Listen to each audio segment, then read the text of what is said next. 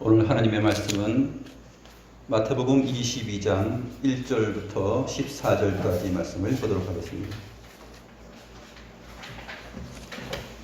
마태복음 22장 1절부터 14절까지 말씀입니다.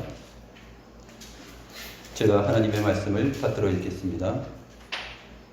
예수께서 다시 비유로 대답하여 이르시되 천국은 마치 자기 아들을 위하여 혼인잔치를 베푼 어떤 임금과 같으니 그 종들을 보내어 그 청한 사람들을 혼인잔치에 오라 하였더니 오기를 싫어하거늘 다시 다른 종들을 보내며 이르되 청한 사람들에게 이르기를 내가 오찬을 준비하되 나의 소와 살찐 짐승을 잡고 모든 것을 갖추었으니 혼인잔치에 오소서 하라 하였더니 그들이 돌아보지도 않고 한 사람은 자기 밭으로 한 사람은 자기 사업하러 가고 그 남은 자들은 종들을 잡아 모욕하고 죽이니 임금이 노하여 군대를 보내어 그 살인한 자들을 진멸하고 그 동네를 불사르고 이에 종들에게 이르되 혼인잔치는 준비되었으나 청한 사람들은 합당하지 아니하니 내 거리 길에 가서 사람을 만나는 대로 혼인잔치에 청하여 오라 한데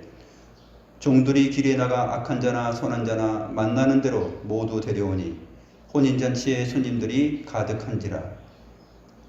임금이 손님들을 보러 들어올세 거기서 예복을 입지 않은 한 사람을 보고 이르되 친구여 어찌하여 예복을 입지 않고 여기 들어왔느냐 하니 그가 아무 말도 못하거늘 임금이 그 사환들에게 말하되 그 손발을 묶어 바깥 어두운 데에 내던지라. 거기서 슬피 울며 이를 갈게 되리라 하니라.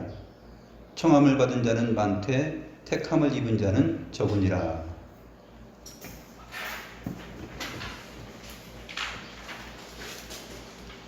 오늘 마태복음 22장에 나오는 비유의 말씀은 천국, 하늘의 왕국, 하나님의 나라에 관한 비유인데 예수님께서 어떻게 천국을 묘사하시냐면 천국은 마치 자기 아들을 위하여 혼인잔치를 베푼 임금과 같다라고 말씀하십니다. 오늘 본문 1절을 보게 되면 예수께서 다시 비유로 대답하여 이르시되라는 말이 있습니다. 우리는 이렇게 성경을 볼 때 쉽게 그냥 휙 지나갈 수 있는 부분들이 사실 정황과 문맥을 이해하는데 핵심적인 키가 된다는 것을 잘 생각해야 됩니다. 예수께서 다시 비유로 대답하여 이르시되 그러면 다시라는 말을 했으니까 앞에 또 비유로 말한 내용들이 있겠죠. 그 다음에 대답하여 이르시되 이렇게 말했습니다. 그냥 말씀하셨다라고 하면서 단독적인 비유를 말한 것이 아니라 다시 말씀하셨고 또 대답하여 말씀하셨다 이렇게 시작하고 있습니다. 그래서 이 천국 비유는 사실 21장부터 시작되어 온 비유들 가운데 네 번째로 소개되는 예수님의 비유이고 또 답변입니다. 어떤 상황인지 한번 우리가 보겠습니다. 마태복음 21장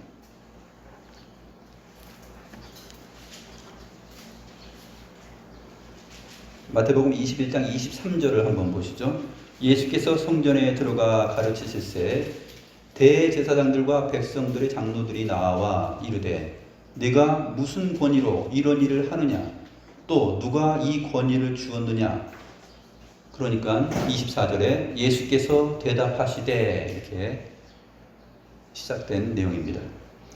예수께서 대답하시되 만일 세례 요한의 세례가 어디로부터 왔는지 말하면 나도 대답을 하겠다 라고 말하니까 이 사람들이 장로들하고 대제사장들이 걱정을 합니다. 만약에 사람에게서 왔다 그러면 그가 선지자인 까닭에 믿지 않는 것이고 또 하늘로부터 왔다라고 하면은 인정을 해야 되는 것이잖아요. 그렇게 말씀하신 다음에 너희 생각에는 어떠하냐? 라고 28절에 말합니다. 그러면서 비유를 말씀하시는데 내가 무슨 권위로 이런 일을 하느냐라는 말에 대한 대답입니다. 그 비유가 이제 네 가지가 나오는데 오늘 본문까지 해서 총 네 가지가 나오는데 그 의미를 우리가 생각을 해야 됩니다. 이전에 예수님께서는 21장 초두에 보게 되면 이 상황이 언제이냐면 예수님께서 마지막 십자가의 죽음을 앞두고 예루살렘으로 올라가셨을 때의 상황입니다. 그때 스가랴서 9장 9절의 말씀을 성취하는 의미에서 나귀 새끼를 타고 예루살렘의 왕으로 입성을 합니다.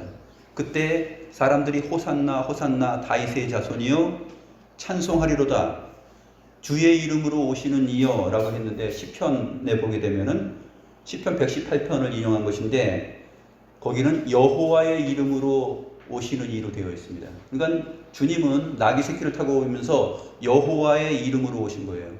여호와이신 것이죠. 그때 어린아이들이 호산나 다윗의 자손이여 하면서 이 찬송을 부릅니다. 그리고 성전에 들어가셔서 성전 안에서 매매하는 사람들을 내쫓고 돈 바꾸는 사람들과 비둘기 파는 사람들의 상과 의자를 다 뒤엎으면서 내 집은 만민이 기도하는 집이다. 그런데 너희가 강도의 소굴을 만들었다. 이렇게 말씀을 하십니다.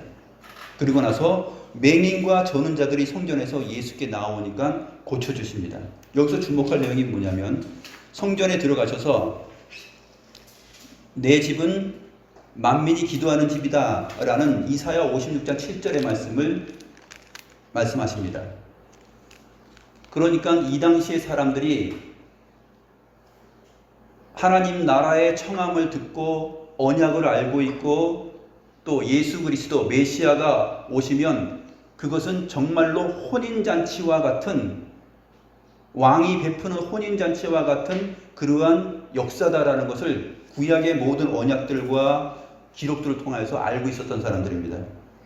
그런데 이 사람들이 이방인의 뜰을 다 차지하고 성전 안에서 매매하고 돈 바꾸고 하는 일들을 형식적으로만 하였던 것이죠. 주님께서는 그 사람들을 다 내쫓고 오히려 맹인과 조는 사람들이 성전에서 예수님께 나올 때 고쳐주십니다. 이 분위기가 오늘 비유에서 설명이 되고 있는 것입니다. 천국은 마치 임금이 그의 아들에게 혼인잔치를 베푼 것과 같다. 그런데 그 잔치에 문제가 발생하는 것이죠. 청함을 받은 사람들이 다 오기를 싫어하고 관심을 가지지 않고 또 보낸 종들을 다 죽입니다. 그리고 나니까 내거리로 나가서 만나는 사람들마다 다 데려오라고 다시 청하게 됩니다. 그래서 죄인과 세리와 이방인들과 병자들과 이러한 사람들이 청함을 받아서 주님의 나라에서 먹고 마십니다.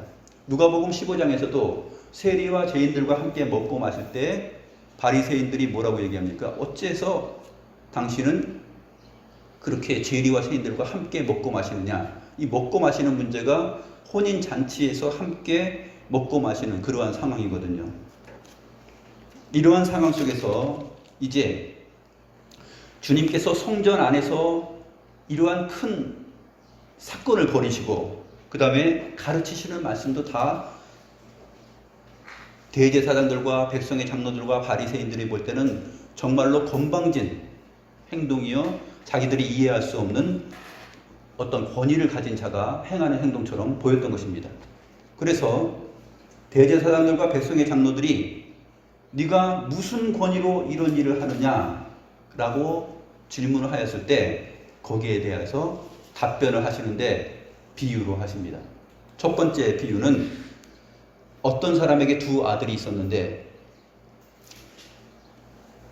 맏아들에게 가서 이르되 예 오늘 포도원에 가서 일하라 하니 대답하여 이르되 아버지 가겠나이다 하더니 가지 않았어요. 둘째 아들에게 가서 또 그와 같이 말을 합니다. 포도원 가서 일하라 하니까 싫어요 했는데 그 다음에 그 후에 뉘우치고 가서 일을 합니다. 예수님께서 이 비유를 하신 다음에 누가 아버지의 뜻대로 하였느냐 이렇게 말하니까 둘째 아들이니이다 이렇게 대답합니다. 예수께서 그들에게 이르시되 내가 진실로 너희에게 이르노니 세리들과 창녀들이 너희보다 먼저 하나님의 나라에 들어가리라. 그래서 오늘 본문 비유는 앞에 나온 굵직한 두 가지 비유, 어떤 사람에게 있었던 두 아들 비유와 연결되고 있으며 또 한 가지는 포도원 품꾼에 관한 비유이죠. 농부에 관한 비유이죠. 33절에 다른 한 비유를 들으라 하면서 얘기합니다. 한 집 주인이 포도원을 만들어 산울타리로 두르고 거기 집자는 틀을 만들고 망대를 짓고 농부들에게 새로 주고 타국에 갔다 이렇게 말합니다. 후에 아들들을 보내고 또 종들을 보냈지만 다 잡아 죽이죠. 아들을 마지막에 보냅니다.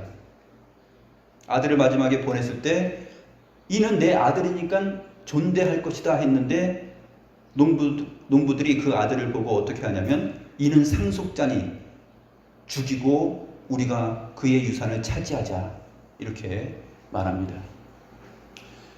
이 상황이 바로 서기관과 바리새인들과 대제사장들과 장로들이 또 그를 따르는 유대인들이 그렇게 하였다 하는 것을 설명해 주고 있습니다. 이제 오늘 비유를 보겠습니다. 22장 1절부터. 그래서 예수께서 다시 비유로 대답하여 말씀하십니다. 천국은 마치 자기 아들을 위하여 혼인잔치를 베푼 어떤 임금과 같으니. 여기에서 종들을 보내는데 몇 번 보내냐면 3번 보냅니다. 첫 번째 종들을 보내니까 그 사람들이 어떻게 반응을 하냐면 임금이 자기의 아들을 위하여서 혼인잔치를 베풀고 사람들을 청하였으면 어때야 되죠? 임금이 베푼 잔치잖아요. 그 나라에서 가장 귀한 잔치입니다. 또 임금이 사랑하는 아들의 혼인잔치. 미리 청하였겠죠. 다 광고를 냈을 것입니다. 언제 몇 월 며칠 날 혼인 예식이 있다.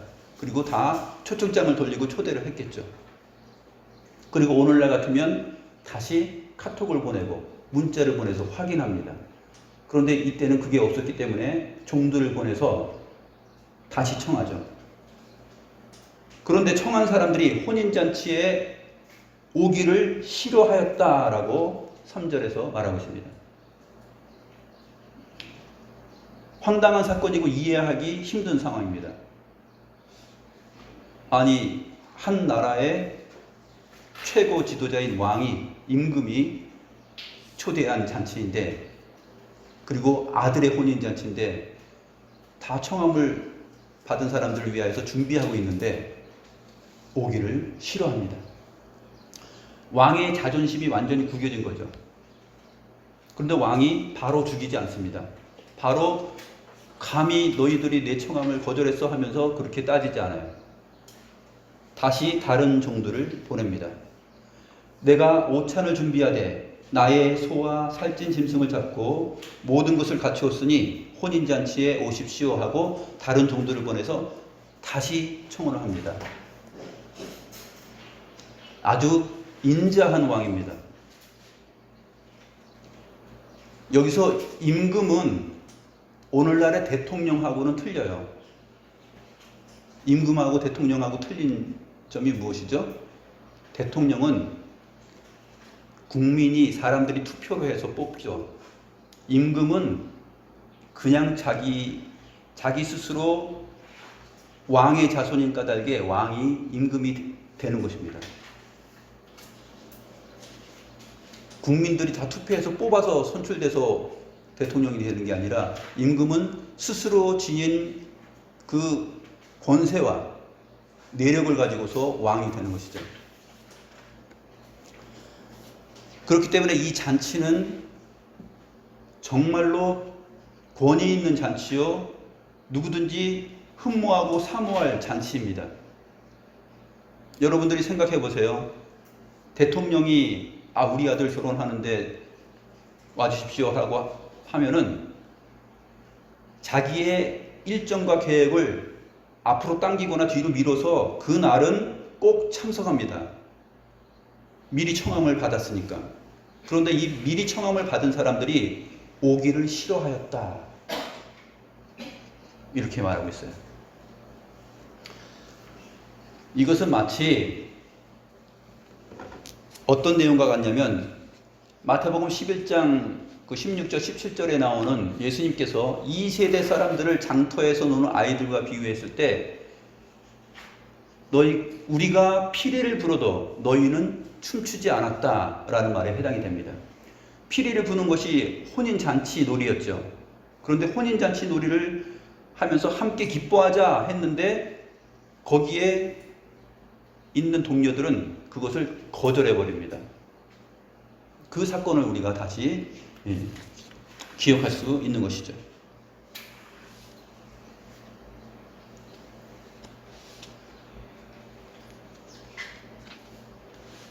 두 번째로 보냈을 때 이 사람들이 어떻게 반응을 하냐면 5절 말씀, 그들이 돌아보지도 않고 한 사람은 자기 밭으로 한 사람은 자기 사업하러 가고 그 남은 자들은 종들을 잡아 모욕하고 죽였다, 이렇게 기록하고 있습니다. 전혀 관심을 갖지 않고 어떻게 행동하냐면 한 사람은 자기 밭으로 가고 다른 사람은 사업, 장사하러 가버렸습니다. 임금의 권위에 아주 먹칠을 하는 그러한 상황이 벌어지고 있습니다. 그런데 밭으로 가지도 않고 또 사업하러 가지도 않은 사람들이 있는데 그 사람들은 남아있는 자들입니다. 이 사람들은 좀 더 적극적으로 이 임금의 잔치를 모독하는 그러한 행위들을 합니다. 어떻게 하냐면 보낸 종들을 잡아 모욕하고 죽였다, 이렇게 기록하고 있습니다. 이 모든 상황이 하나님께서 하나님의 아들 예수 그리스도를 이 땅에 보내셨을 때 그 상황은 마치 혼인잔치와 같은 상황이다라는 것을 우리에게 인식시켜 주는 것입니다. 그런데 많은 사람들이, 또 종교 지도자들이, 왕들이 이것을 거부합니다. 오기를 싫어하고 관심도 없고 자기가 하고 싶은 일을 찾아서 나아갑니다. 그러나 또 한 부류가 있는데 그 사람들은 그렇게 오기를 싫어하거나 또 관심 없어서 자기 일만 찾아서 가는 사람, 그 정도가 아니라 남아있다가 그 다시 보낸 종들을 모욕하고 죽이는 일까지 합니다. 이것이 신약 성경 시대나 구약 성경 시대다 보게 되면 선지자들과 사도들을 모욕하고 잡아서 죽이는 데까지 나아가는 그러한 일을 벌이는 사람들을 다 통칭해서 설명을 하고 있는 것입니다. 세례 요한의 제자들이 와서 주님께 이렇게 말을 했죠. 우리와 바리새인들은 금식하는데 왜 당신의 제자들은 금식하지 않습니까? 라고 말을 하니까 예수님께서 뭐라고 말씀하시냐면 혼인잔치집에 있는 사람들이 신랑과 함께 있을 때 금식할 필요가 있겠느냐, 이렇게 말합니다. 그러니까 지금 주님을 따르는 제자들이 주님과 함께 있는 상황이 어떤 상황이냐면 혼인잔치집에 있는 상황이다 하는 것을 그 세례 요한의 제자들이 질문을 하였을 때 주님 자신이 말씀을 해주셨어요. 그러니까 오늘 비유에 나오는 임금이 자기의 아들에게 베푼 이 혼인잔치는 예수님께서 이 땅에 오셨을 때 이 땅의 상황이라는 것은 정말 하나님 나라의 혼인잔치, 그것이 베풀어져 있는 상황이다 하는 것을 알 수가 있는 것입니다. 그런데 이 사람들이 이렇게 반응을 하였던 것이에요.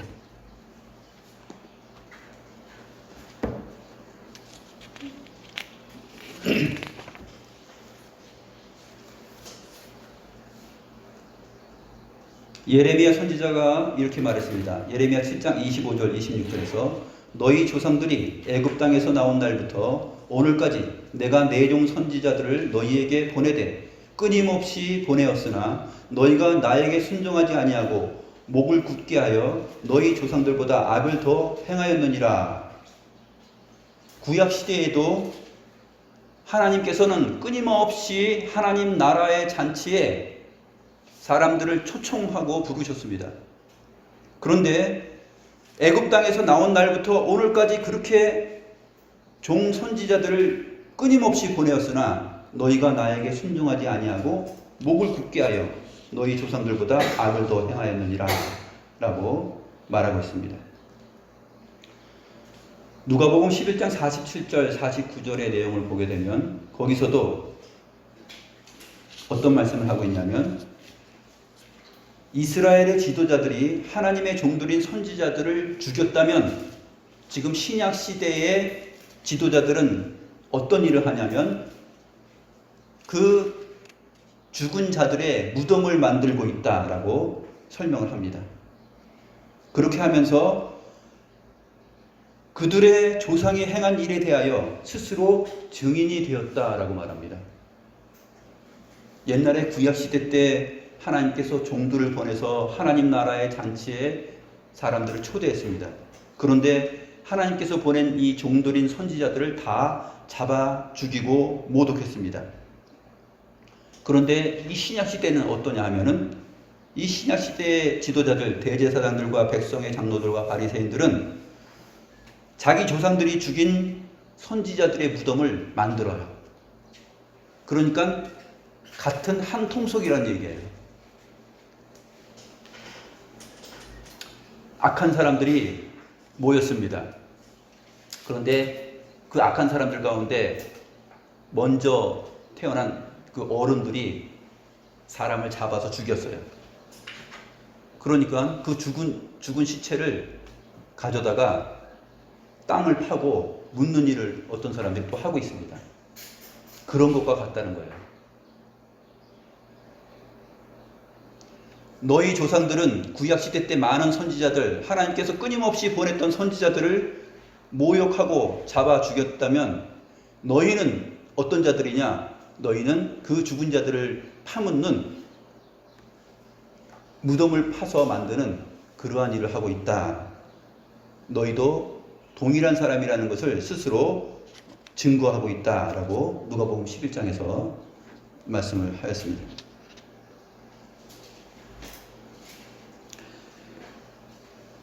이러한 상황이 사도행전 13장 43절에서 48절에 바울과 바나바의 사역을 통해서 나타나는데 바울과 바나바가 회당에서 복음을 전할 때 이렇게 말합니다. 유대인들을 향해 하나님의 말씀을 마땅히 먼저 너희에게 전할 것이로되 너희가 그것을 버리고 영생을 얻기에 합당하지 않은 자로 자처하기로 우리가 이방인에게로 향하노라. 이렇게 말합니다. 그러니까 오늘 비유에서 임금의 왕의 아들의 잔치에 초청을 받았지만 그 초청을 거부하고 오기 싫어하고 관심도 보이지 않고 자기 일이나 하고 또는 더 나아가 적극적으로 그 임금이 보낸 종들을 모독하고 죽이는 자리까지 나아가는 일을 벌인 사람들이 예수님 당시에 종교 지도자들과 또 정치인들과 그를 추종하는 유대인들이었다 하는 얘기가 되는 것입니다.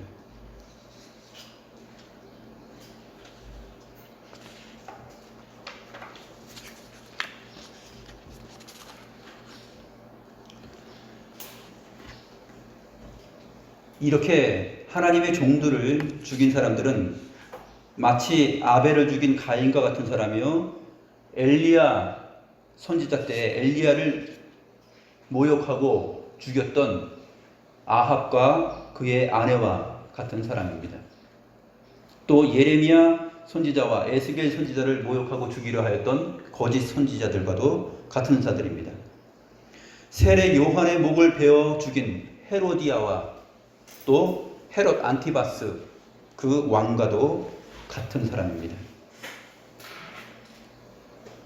이 사람들은 사도행전 12장에 나오는 요한의 형제 사도 야고보를 죽인 헤롯 아그리파 1세와도 같은 사람입니다. 거기 보면 헤롯 아그리파 1세가 야고보의 목을 쳐서 죽입니다. 그때 그 일을 유대인들이 기뻐하였다라고 기록되어 있어요. 이 사람들이 바로 임금의 아들의 혼인잔치에 초청을 받았으나 그것을 오기 싫어하고 또 관심도 보이지 않고 자기들의 일에만 관심을 두었던 사람들이요. 더 나아가 남아있는 자들인데 적극적으로 그 일을 모독하고 죽이기까지 하는 사람들이죠.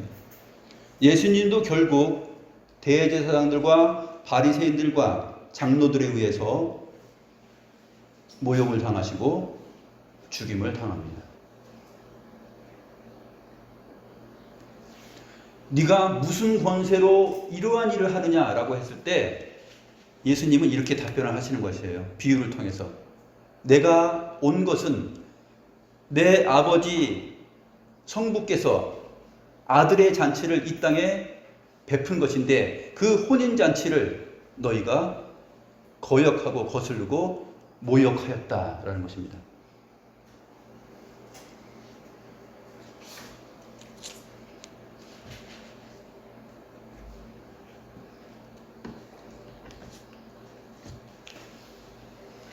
이 잔치는 우리가 지상에서 볼 수 있는 어떤 잔치로 비교할 수가 없습니다. 이 잔치는 어떤 잔치냐면 이 임금은 누구냐면 온 우주 만물을 창조하신 창조주 하나님이 베푸시는 잔치예요.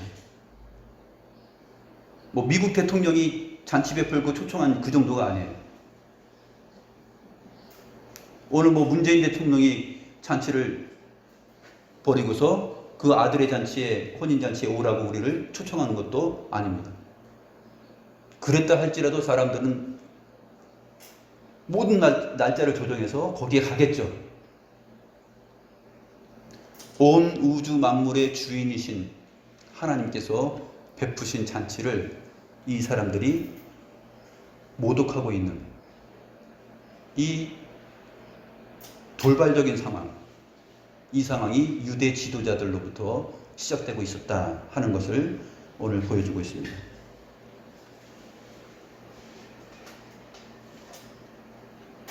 그러므로 이 잔치는 세상 제국의 왕이나 권세자들이 자기의 아들을 위하여 베푼 혼인잔치와 다르고 이 잔치는 골로새서 1장 13절에 기록된 것처럼 사람을 흑암의 권세에서 건져내어 하나님의 아들의 사랑의 나라로 옮기는 그러한 일을 하는 잔치입니다.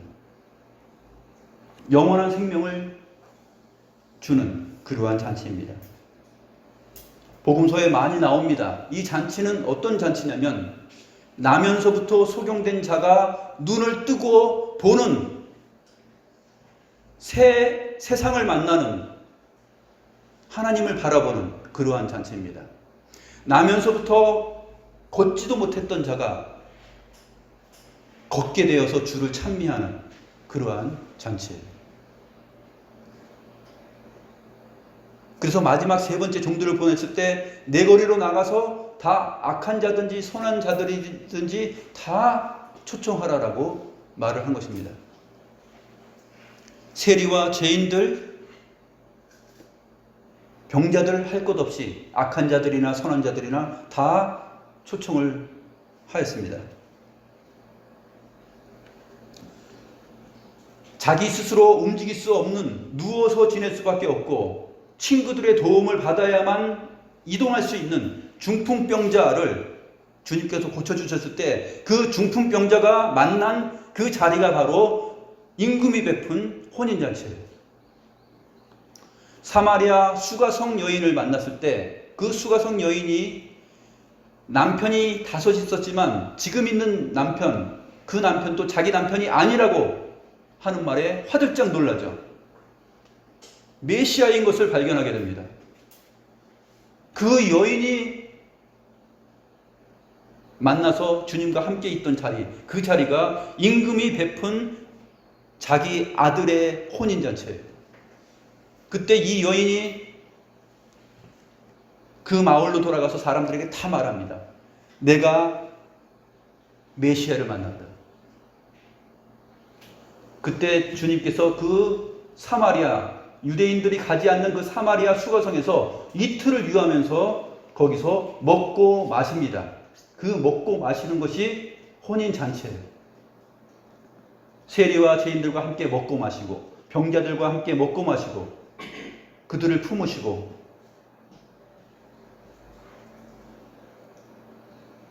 건강한 자에게는 의원이 필요 없다 그랬습니다. 바리새인과 대제사장들과 장로들은 스스로 의롭다 하면서 자기들은 건강한 자라고 생각했어요. 그 사람들은 다 오기를 싫어했습니다. 그 잔치를 다 무시하고 자기 일을 하기에 바빴어요. 또 때를 만나서 어떻게 해서든지 죽이고자 했습니다.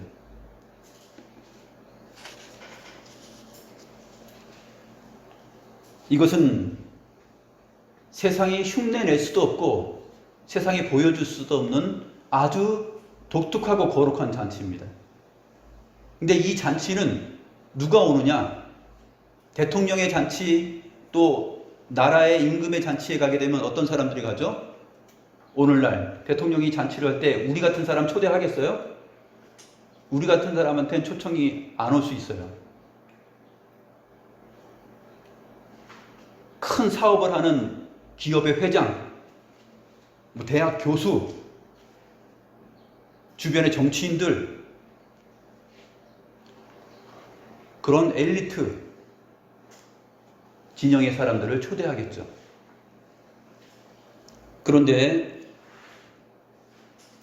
이사야 55장 1절과 3절에 보게 되면 어떻게 되어 있냐면 하나님께서 베푼 이 잔치에 초대되는 사람들은 의에 줄이고 목마른 자들입니다.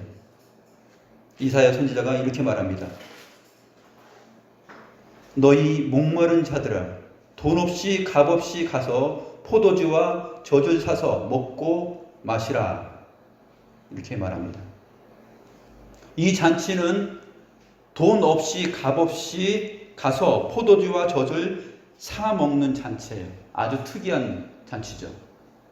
사 먹는데 돈 없이 사고 사 먹는데 값 없이 삽니다. 무엇을 강조한 것이죠? 은혜로 먹고 마신다는 거예요. 그것을 강조한 표현이 사서 먹는다라는 말을 끼워넣는 것입니다. 의에 줄이고 목마른 자들이 수가성 여인과 같은 남편 5 있었지만 지금 있는 남편도 남편이 아니기 때문에 항상 물을 뜨러 갈 때 사람들이 오지 않는 날, 오지 않는 시간에 또 갑니다. 주님께서 다시는 네가 이 물 뜨러 오지 않도록 해주는 영원한 생수를 주겠다 그랬죠. 당신이 야곱보다 큽니까? 어떻게 그런 것을 할 수 있겠습니까? 라고 여인이 묻습니다. 그럴 때 주님께서 그 말씀을 하시자 메시아다라는 것을 바로 알아차립니다. 바로 그렇게 의에 줄이고 목마른 영혼들, 세리와 죄인들, 사마리아 수가성 여인과 같은 사람들, 이런 사람들이 돈 없이 값 없이 가서 포도주와 젖을 사서 먹고 마시는 이 독특하고 특별한 잔치가 바로 오늘 비유에 나오는 임금이 자기 아들의 혼인잔치를 베푼 것이에요.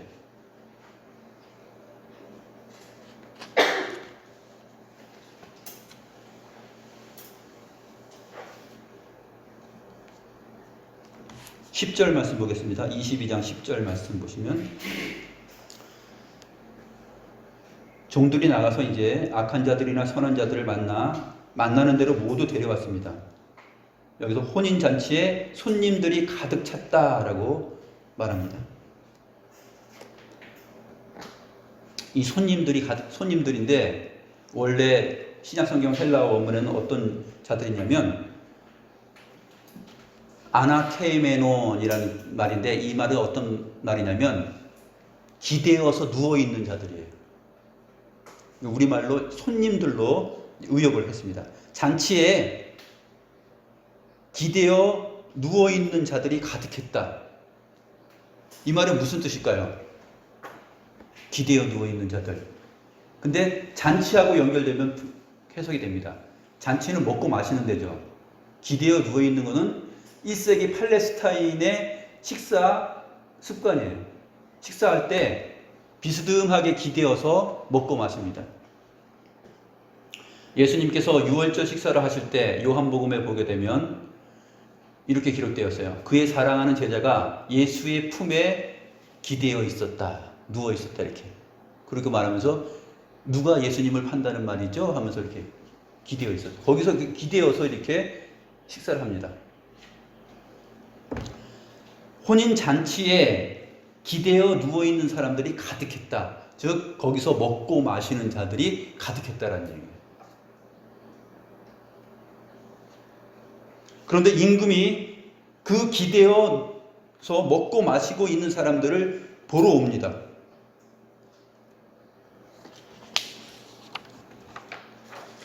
보러 와서 보니까 예복을 입지 않은 사람이 있어요.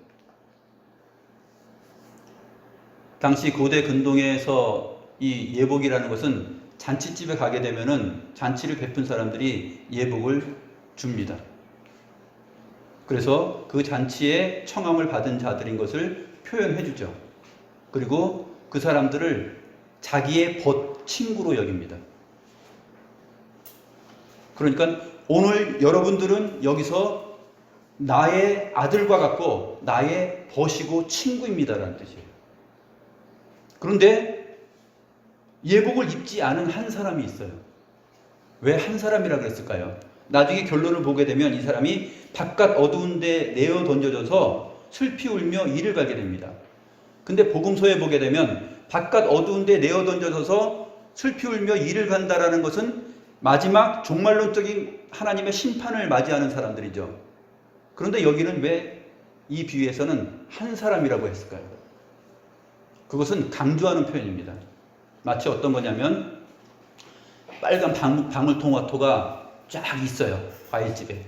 그런데 그 가운데 커다란 수박 하나가 딱 있는 거야. 티가 탁 나죠. 예복을 입지 않은 사람.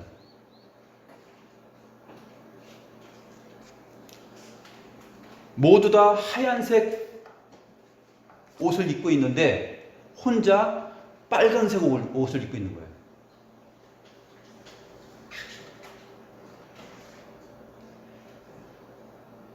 풀밭에 하얀 양들이 매 하면서 풀을 뜯어먹고 있는데 거기에 시커먼 늑대 이리가 한 마리 있는 것과 같습니다.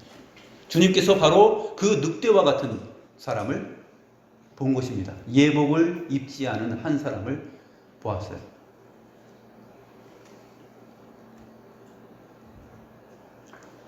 이 임금의 눈에 뚜렷하게 보였다 하는 것을 강조하는 것이 바로 예복을 입지 않은 한 사람이라 이렇게 표현을 하고 있는 것입니다. 그런데 그래서 임금이 말합니다. 친구여, 어찌하여 예복을 입지 않고 여기 들어왔느냐? 그가 아무 말도 못했다라고 얘기합니다. 왜냐하면 이 혼인잔치에 가게 되면 누구나 다 알고 있는 내용이에요. 그 준비한 예복을 가지고 그것을 취하고 입어야 돼요. 그런데 이 사람은 예복을 입지 않고 거기에 앉아서 아주 태연하게 먹고 마시고 있는 거예요. 임금의 눈에 딱 띈 것입니다. 아니, 저자가 어떻게 여기 들어왔지? 예복도 받지 않고. 오늘 비유에 나오는 정체를 가진 사람입니다. 8절 끝에 보게 되면 청한 사람들은 합당하지 아니하니 여기에 해당되는 사람. 합당하지 아니한 자가 그 잔치 자리에 또 있었던 것입니다.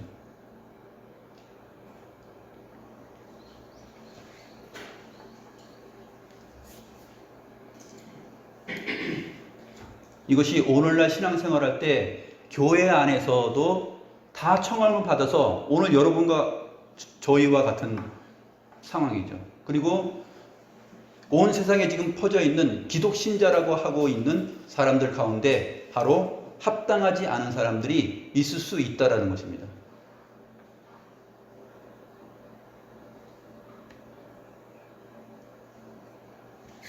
임금이 이렇게 말합니다. 친구여.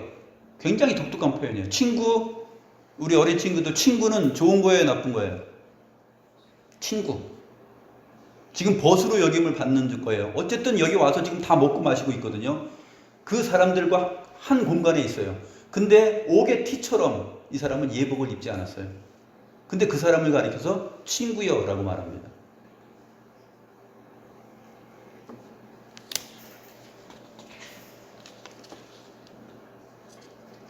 헤타이레라는 헬라어인데 신약 성경 전체에서 이 호칭이 3번 나옵니다. 마태복음에만 3번 나와요. 호칭으로 3번 나오고 마태복음 11장 16절에서 2세대 비유를 할 때 이 세상 사람들이 누구와 같냐? 장터에서 노는 아이들과 같다. 아이들이 제 동물을 했을 때 이 동무로 번역된 것이 이 헤타이로스예요. 친구. 거기서만 한 번 혹격이 아니고 다르게 그냥 타이로스로 되고 있고 3번 친구여 라는 이 혹격으로 불려진 것이 나머지 3번 나오는데 오늘 22장 12절의 내용이 하나이고 또 한 가지는 이 친구여라는 말은 친구들 가운데 합당하고 좋은 친구가 있는가 하면은 정말로 친구 아닌 친구가 있어요. 그 친구는 정말 친구들의 모임에서 정말 빠져야 될 사람들이에요. 그 합당하지 않은 예복을 입지 않은 사람을 가리켜서 지금 친구여라고 부르는데 마태복음에서 3번 나오는데 모두가 다 예수님의 비유에서 나옵니다. 20장 13절 한번 보시겠습니다. 마태복음 20장 13절 말씀 보시면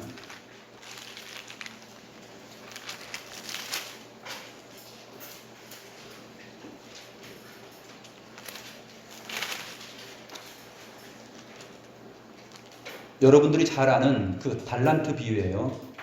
포도원의 그 품꾼, 집주인과 같은 비유.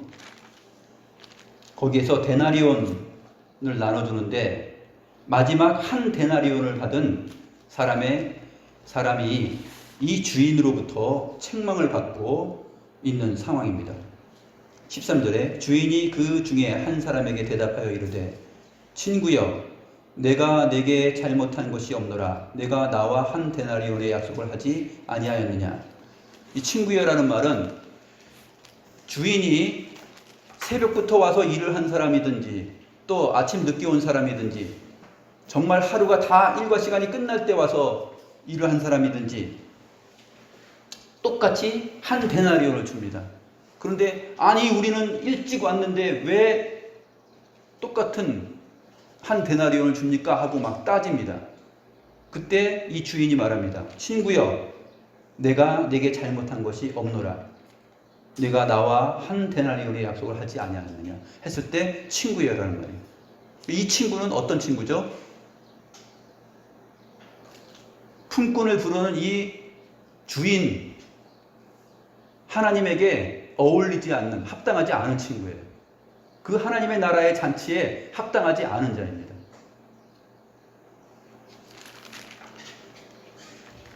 또 한 군데는 어디냐면 마태복음 26장 50절에 보게 되면 가룟 유다가 나옵니다.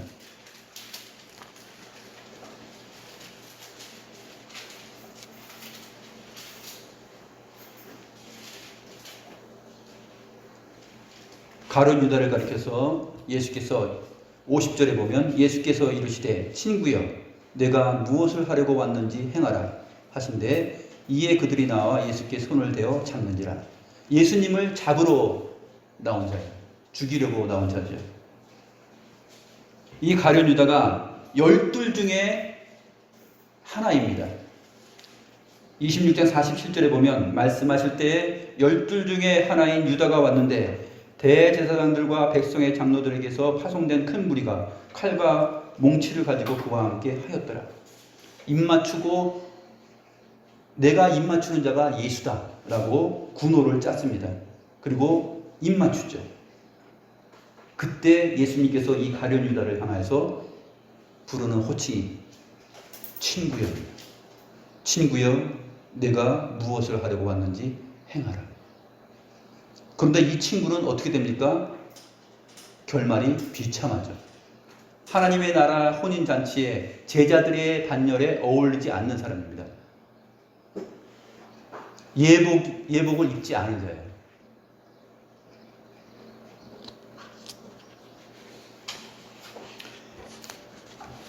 우리가 신앙생활을 하고 교회를 이루지만 이 수많은 교회 안에, 수많은 기독신자들 안에 이와 같은 예복을 입지 않은 자들이 함께 먹고 마시고 함께 예배할 수 있다는 것입니다.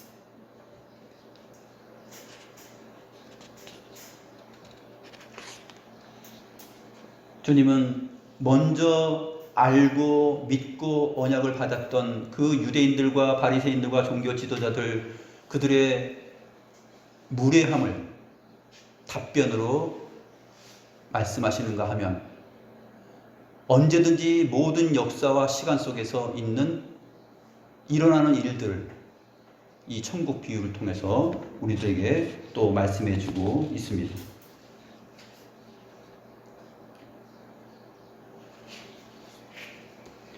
이사야 61장 1절 3절이 바로 오늘 이 비유가 나오게 된 배경입니다.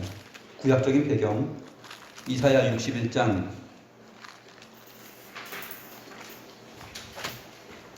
1절부터 3절 말씀 한번 보겠습니다.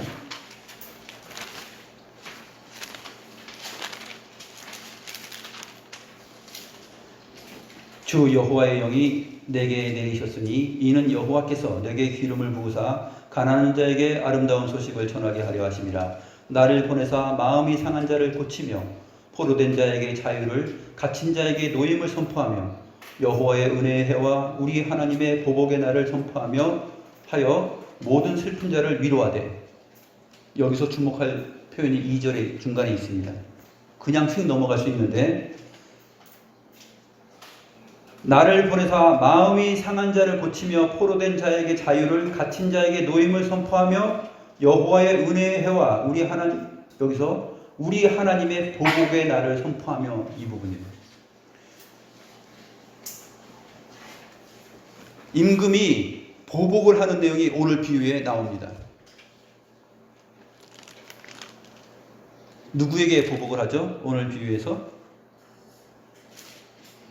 7절에 나오죠. 6절 7절을 보면 그 남은 자들은 종들을 잡아 모욕하고 죽이니 임금이 노하여 군대를 보내어 그 살인한 자들을 진멸하고 그 동네를 불사르고 라는 말이 기록되어 있습니다.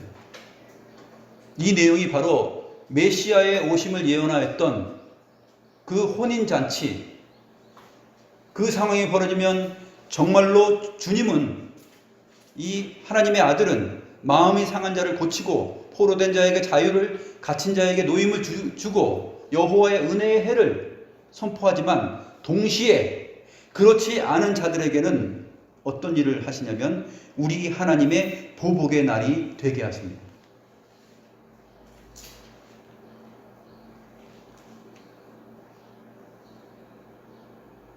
임금이 노하여 군대를 보내어 그 살인한 자들을 진멸하고 그 동네를 불살랐다라는 이 비유가 바로 이사야 61장 2절에 있는 우리 하나님의 보복의 날에 대한 표현이에요.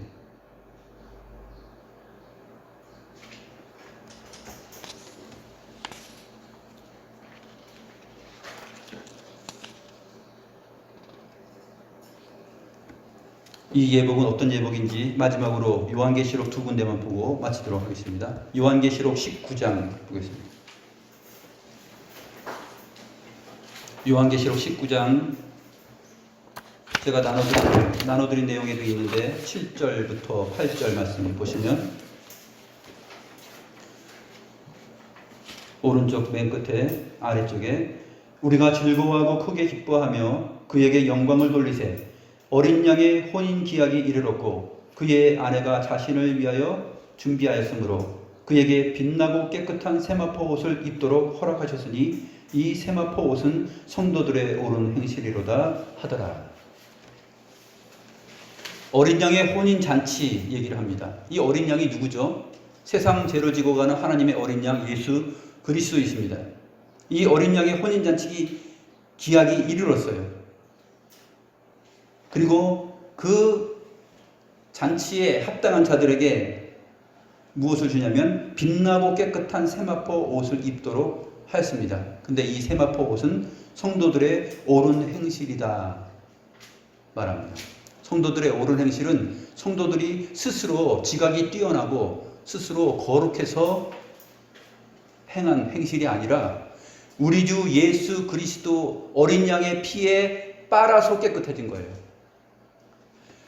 혼인집에 갔을 때 임금이 가지고 있는 임금의 옷입니다. 임금 집의 옷이에요.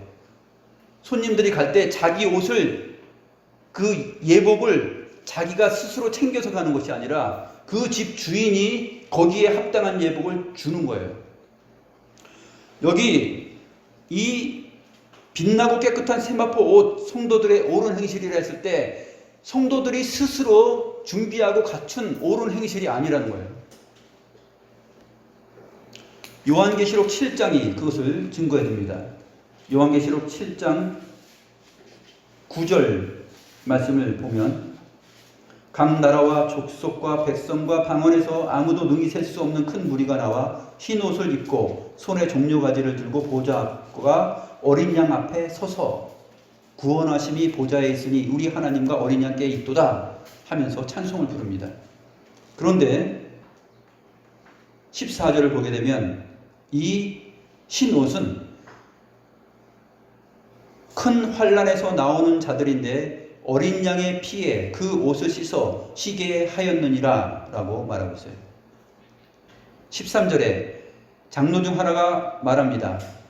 이 흰 옷 입은 자들이 누구며 어디서 왔느냐 라는 물음에 이 사람들은 큰 환난으로부터 나오는 자들인데 그 환난을 이기게 한 자가 누구냐면 예수 그리스도의 십자가 사건, 주님께서 이기신 그 큰 환난을 힘입어서 나온 자들이에요. 바로 어린 양의 피에 그 옷을 씻어 쉬게 된 자들이에요. 성도들의 옳은 행실의 포인트는 어디 있냐면 어린 양의 피에 있어요. 성도들이 자기가 잘나서 자기가 거룩해서 뛰어나서 옳은 행실을 취할 수 있겠습니까? 우리가 주님의 잔치에 주님의 나라에 합당한 사람이 되는 것은요. 어린 양의 피에 씻어서 씌워진 거예요. 주님의 은혜 때문에. 이것을 가리켜 요한계시록 19장에서는 빛나고 깨끗한 세마포 옷을 입은 것이다 라고 말을 하고 있고 그 다음에 그것을 성도들의 옳은 행실이로다 라고 말합니다. 기도하겠습니다.